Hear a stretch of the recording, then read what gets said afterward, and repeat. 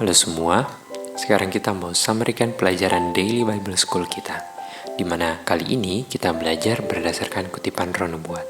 Kita mau belajar bagaimana menggali dan cara membaca Roh Nubuat yang benar. Oleh sebab itu, langsung saja ke kutipan pertama di Faith and Works halaman 29 paragraf 2. Di kata pertama dari paragraf ini adalah sanctification. Jadi kita tidak mau membaca kalimat berikutnya, tapi kita mau pilah-pilah atau gali lebih dalam apa yang mau disampaikan dalam paragraf itu.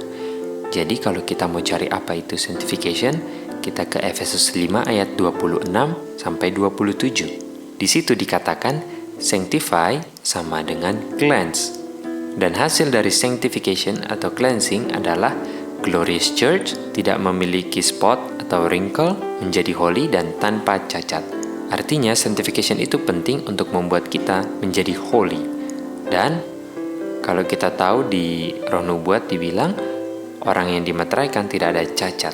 Jadi penting untuk orang dimeteraikan melalui proses sanctification. Nah, untuk menjadi holy, caranya adalah sanctification. Bagaimana kita disanctify? Yohanes 17 ayat 17, firman Tuhanlah yang membuat saya disanctify.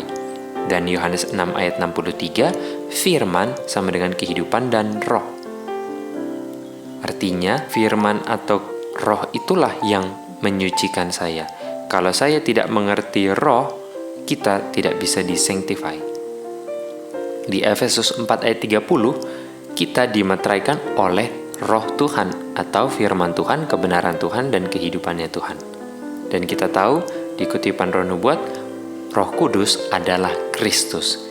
Jadi Kristus yang menyucikan kita atau sanctify kita melalui rohnya tanpa oknum kemanusiaannya. Dan di 1 Tesalonika 4 ayat 3 dikatakan, pengudusan itu adalah kehendak Bapa.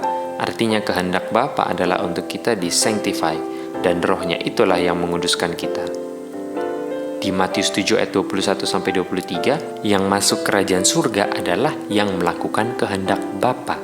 Artinya, orang-orang yang Tuhan tidak kenal di Matius 7 ayat 21-23 ini adalah orang-orang yang tidak melakukan kehendak Bapa atau yang kehidupannya tidak disanctify. Sehingga semua dia punya good works selama kehidupannya tidak ada gunanya kalau dia menolak kebenaran.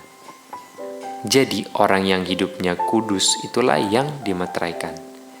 Dan hanya dengan berada dalam penurutan dalam kehendak Bapa lah saya menerima meterai Tuhan. Saya hanya bisa disanctify kalau menurut apa yang keluar dari mulut Tuhan. Kalau bukan itu saya tidak pernah dimeteraikan. Tidak ada orang yang melanggar lalu dikuduskan. Jadi kuncinya kita harus menurut firman kebenaran. Nah, Yesus itu namanya adalah firman dan kebenaran. Jadi tidak bisa orang yang masuk kerajaan surga tanpa penurutan atau tanpa melalui Yesus. Kuncinya satu, menurut. Itu pembahasan mengenai sanctification. Berikutnya kita maju lagi di dalam kutipannya. Dikatakan, banyak dengan sengaja menginjak-injak hukum Yehova dan mereka katakan mereka disanctify. Nah, banyak ini kita ingat di Matius 7 ayat 22, bahwa banyak orang yang mengatakan Tuhan, Tuhan, tapi Tuhan tidak kenal. Artinya yang mereka lakukan adalah lawannya penurutan, yaitu pelanggaran. Kita baca berikutnya, mereka tidak memiliki pengetahuan mengenai God atau hukumnya God yang menyelamatkan. Jadi mereka tidak mengenal God. Dan kalau mereka nggak mengenal God atau mereka nggak tahu hukumnya, bagaimana mereka mau menurut? Artinya pengetahuan tentang God ini menyelamatkan. Buktinya di Hosea 4 ayat 1 dan 6, ada orang-orang yang tidak memiliki knowledge of God. Artinya mereka melanggar hukum Tuhan. Mereka tidak selamat. Dan di ayat yang sama dikatakan tidak ada kebenaran. Kenapa? Karena mereka menolak Yesus yang adalah kebenaran.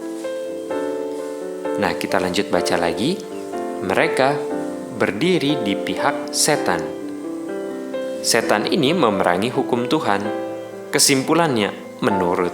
Karena tidak ada yang melanggar yang diizinkan masuk surga. Jadi orang yang disanctify adalah orang yang menurut. Di 1 Yohanes 1 ayat 9 dikatakan, proses penyucian atau sanctification terjadi setelah dosa kita diampuni. Artinya orang yang tidak mengaku dosanya tidak pernah disanctify dan tidak pernah dimeteraikan. All unrighteousness perlu disanctify. Apa artinya dalam penurutan kebenaran? Nah, untuk tahu itu kita perlu ke 1 Petrus 1 ayat 22. Di sana dikatakan yang menurut firman Tuhanlah yang dimurnikan. Jadi sementara melakukan apa yang diperintahkan, saya dibersihkan. Nah, kita lanjut baca di paragraf berikutnya. Dikatakan, with many, sanctification is only self-righteousness. Apa artinya self-righteousness? Kita lanjut baca kalimat berikutnya. And yet, these persons boldly claim Jesus as their Savior and Sanctifier. Jadi, apa kata lawannya Savior? Jawabannya self. Karena orang yang ada righteousness-nya Kristus selamat. Artinya mereka yang self-righteousness, mereka menggantikan posisi juru selamat dengan diri mereka sendiri. Yang membuat saya righteous adalah juru selamat dan bukan saya punya self. Righteousness mereka, kalau mau dihubungkan dengan Alkitab, seperti orang Farisi. Mengapa? Karena righteousness mereka, karena mereka menolak Tuhan Yesus. Jadi mereka tidak menerima kebenaran Yesus. Artinya mereka tidak menurut. Pertanyaannya, apakah Yesus mau sanctify atau menguduskan pelanggar hukum Bapaknya? Kenapa mereka bisa pikir mereka disanctify? Jadi, jangan pernah pikir Bapa akan turunkan standar hukum untuk manusia bisa memenuhi standar hukum. Artinya, sanctification-nya mereka adalah hukumnya diturunkan, atau sama dengan meniadakan hukum Tuhan. Jadi, manusia tidak bisa memenuhi tuntutan hukum tanpa bertobat berdasarkan 1 Yohanes 1 ayat 9. Kenapa mereka perlu bertobat? Karena sudah melanggar. Kita baca kalimat berikutnya, dikatakan, and man cannot meet the demands of that holy law without exercising repentance toward God and faith toward our Lord Jesus Christ. Apa kata lain daripada faith? Jawabannya sanctify. Kenapa? Karena langkahnya faith dalam kutipan ini hanya berdasarkan kutipan ini saja setelah repentance. Artinya setelah saya bertobat, saya dikuduskan. Setelah saya bertobat, ada iman terhadap Yesus Kristus. Nah, saya disanctify kalau saya beriman, dan hanya orang yang berimanlah yang menurut. Jadi, contoh orang disanctify adalah waktu dia lakukan apa yang flesh katakan tidak masuk akal. Ini namanya beriman. Nah, pertanyaannya, kenapa saya harus tahu yang benar? Karena saya perlu lakukan yang benar. Bagaimana saya mau lakukan yang benar kalau yang benar itu saya katakan salah? Jadi waktu saya tahu itu benar, artinya yang saya pikir dulu benar, nampaknya salah. Dan karena itu salah dan saya tahu yang benar, saya bertobat dan mengakui selama ini salah. Jadi kita mau lakukan semua yang benar demi Kristus. Dan penekanannya dalam hal ini adalah saya tahu yang benar, lakukan yang benar berdasarkan iman. Orang yang tidak tahu apa yang benar sehingga yang tidak benar dipikir benar, mereka pikir mereka disanctify oleh kebenaran yang sebenarnya salah. Lalu Tuhan katakan, I never knew you. Nah, contohnya daripada orang yang dikatakan I never knew you ini adalah yang melakukan many wonderful works, cast out the devils, prophesy dalam nama Tuhan. Semua ini adalah pekerjaan yang mantap, tapi itu semua adalah self. Jadi saya bisa lakukan itu dan saya disanctify, dan saya juga bisa lakukan itu dan tidak disanctify. Mengapa bisa demikian? Karena yang dilakukan benar tapi bukan berdasarkan iman. Kalau tidak berdasarkan iman, tidak pernah mengaku dan bertobat bahwa itu salah. Artinya ada sesuatu yang salah yang dipertahankan. Berdasarkan motif yang salah, mau lakukan yang benar, tidak akan bersih. Contohnya siapa? Kain. Menggunakan cara sendiri tapi tidak sesuai dengan firman kebenaran. Nah, mengakui itu karena saya tahu bahwa tadi salah rupanya. Kalau tidak mengaku salah, apa yang mau diakui? Jadi penting sekali untuk saya tahu yang benar dan percaya. Walau tahu benar pun, namun diri katakan tidak sedap kalau lakukan yang itu. Bagaimana? Jadi, ada solusinya bagaimana itu bisa ditaklukkan, yaitu firman Tuhan sangat jelas. Kita harus tahu dalam firman Tuhan seperti apa itu. Nah, yang saya perlu tahu itu harus berdasarkan belajar firman Tuhan, karena saya disanctify dengan kebenaran. Kita ambil contohnya, 10 orang kusta. Tuhan perintahkan mereka untuk menunjukkan diri mereka kepada imam-imam. Nah, kalau mereka tidak mau tunjukkan diri ke imam karena imamnya prejudis, mereka tidak akan bersih. Begitu pula dengan Naaman.